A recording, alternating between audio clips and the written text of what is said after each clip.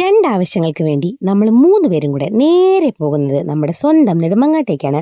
അതിൽ ആദ്യത്തെ ആവശ്യം എന്താണെന്ന് വെച്ചാൽ കിട്ടുവിന് ഒരു ഫോൺ വാങ്ങണമായിരുന്നു.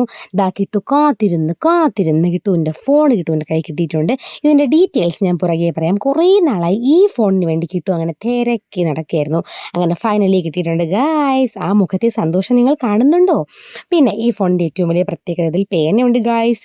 കിട്ടുവിന് ഫോൺ കുത്തി കളിച്ച് മതി, അതുകൊണ്ട് കുറച്ച് നേരം എഴുതി കളിക്കാമെന്ന് വിചാരിച്ചു. അങ്ങനെ ഫോൺ കിട്ടി, പുതിയ ഫോൺ കിട്ടിയ സന്തോഷത്തിൽ അവിടെ നിന്ന് കുറേ ഫോട്ടോസും വീഡിയോസും ഒക്കെ എടുത്തു. അതിനുശേഷം നമ്മൾ നേരെ പോയത് പെരേ പാർട്ട്നേഴ്സിലോട്ടാണ്.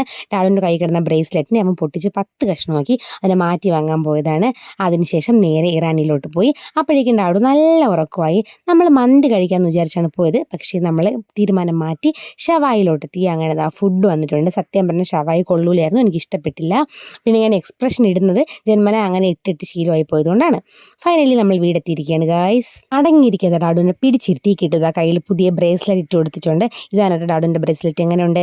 ഇനി നമുക്ക് നമ്മുടെ പുതിയ ഫോണിലോട്ട് കിടക്കാം. കിട്ടു വാങ്ങിയത് മോട്ടറോളയുടെ എഡ്ജ് 60 സ്റ്റൈലസ് ആണ്.